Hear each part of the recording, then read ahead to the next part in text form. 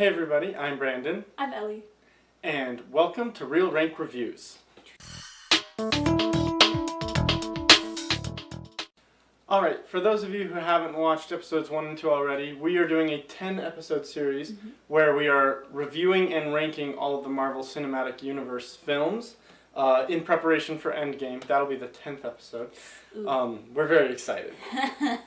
But in preparation for that, we want to compare our own personal rankings, and in order to defeat recency bias, like the phenomenon of, oh, this movie's great, I remember it being great from so long ago, we wanted to watch them all in quick succession. And we are divvying it up in parts, so we are introducing 2 films into our pantheon today. Yes. And those 2 films are Iron Man 3 and Thor the Dark World. So the 2013 films. Yes. And it's so long ago. Okay, sorry. And are we ready to reveal? We haven't seen each other's lists yet, so I'm nervous. get ready to fight. I'm ready. Ready, set, go! Okay, let me see. Yeah, read yours out. Okay. So, at number 8 at the bottom is Iron Man 2. Yeah. Then 7 is Thor. 6 is Thor the Dark Oh, World. no. 5 is Iron Man. 4 is Iron Man 3. 3 is Captain America the First Avenger. Number 2 is The Incredible Hulk. And number 1 is The Avengers. I knew after the last video that this is where we go on completely different tracks because my list is so very different. You think Thor the Dark World is worse than Thor and better than Iron Man 3? My list, number 8 is Iron Man 2. Number 7 is the first Iron Man. Number 6 is The Incredible Hulk. Number 5 is Iron Man 3. Number 4 is Thor the Dark World.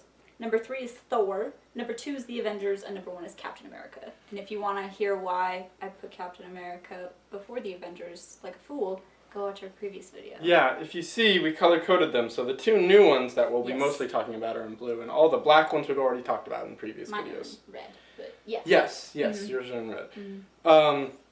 Okay, so first off, let's talk about where they're placed compared to the other films in their franchise. Okay. I thought Thor the Dark World was easily better than Thor. I have a soft spot in my heart for Thor, the first Thor.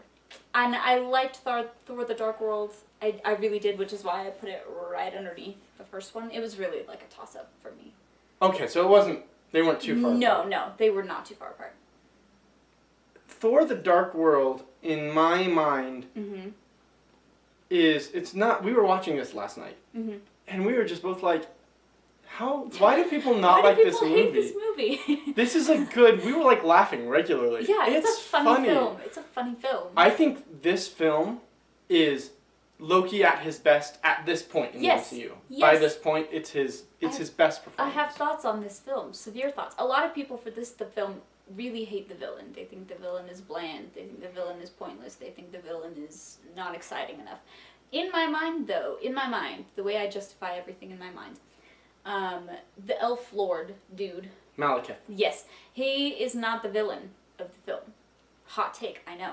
Loki's the actual villain of the film, and he is such a complex character, and it's great. That's pretty valid. I really do like Loki, which is why I don't dislike the film. I think it's actually an improvement over the first one, because the first one, well, it's probably partly because the first Thor is the only movie of the MCU I never saw in theaters. So that probably affected it. He's a very big theater goer. I really, really am. Yeah. The theater experience really affects me greatly, as we'll see on our next video. Let's see. So, you and I both put Iron Man 3 at the top of our Iron Man trilogies. Yes, Iron Man 3 is obviously the best one. I still have problems with it, thus it is. I was watching this other YouTube channel, and I don't know if I'm allowed to name them or not, but it's Screen Junkies. Yeah. I'll bleep that out if we get a copyright strike or something. And Billy Business was just adamant that Iron Man 3 is by far the worst in the Marvel Cinematic Universe. And I'm like, are you kidding me? No. You have Iron Man 2 in the same franchise, and you're fighting for Iron Man 3. This is the movie that made me fall in love with Tony Stark. This is true. I love Tony Stark after this way more than other previous Iron Man films. He's still not one of my favorite characters, but I appreciate him a lot more as a human being. Oh my gosh, it's so good. And everyone's like, a complaint I hear a lot about this movie is people saying, "Oh, you don't get to see a lot of Iron Man. He's not in the suit a lot." And it's like, that's the part I like. Yeah. I like seeing him depowered. I like seeing Tony Stark out of his element and fighting his way to get back into his element. It's really interesting to me. It's good. And the way the movie portrayed PTSD is great. It's fantastic the way they add that complex and depth to Tony Stark's character. Yeah. I feel like Thor: The Dark World doesn't add a ton to Thor's character, although I felt they were a little bit. He got a little funnier. They let him be more comedic in Thor: The Dark World. Yes, they did. But the jump for me, from like I didn't like Thor a ton more from Thor to Thor: The Dark World. My respect for Iron Man took a huge jump after watching Iron Man. Sure. My thoughts on Thor: The Dark World, though, is that although Thor doesn't get a lot of character development, you might say, he kind of stays the same, even though he's a little bit funnier. A lot of other characters get a ton of development in that movie, including Loki and his whole band of Asgardian, what did we call them? His Lord of the Rings pals? Yes, his Lord of the Rings pals. Fellowship of the Hammer. Yes. They got way more attention in the film, and I feel like they were way more useful than in the first film. And I love them in the first film, but they got better in the second. Yeah. I think... I don't know if I have much more to say. I know. Our comparisons are all out of whack now because we're just so far apart. Yeah. But yeah, I did think Iron Man 3 was definitively better than Thor: The Dark World. Definitively No. And I should also say that 5 and 6, which for me are Iron Man 3 and The Incredible Hulk, those can flip flop depending on the day. Those are also very close for me. Right. However, now that we've put this on the internet, we have to stand by it. I know. Forever until we do a new ranking. I know. So yeah, I'm cool. and hawed about my list. I'm okay living with my list. I'm pretty happy with it. Yeah. Yeah. It's gonna change a lot. Yeah. I know already that I'm well, I don't know.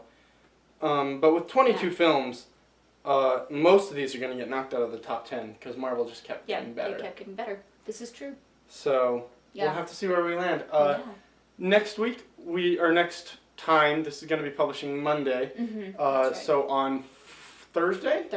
On Thursday, we are going to be publishing a video where we add in Captain America: The Winter Soldier and Guardians of the Galaxy Volume 1. So be sure to stay tuned for that. I'm very excited. We're about to do a double feature today to watch both of them. Let's go. So, yeah. Make sure to hit the subscribe and like button and comment below with all of your rankings. So tell us where we're wrong. Tell us we're Fight us.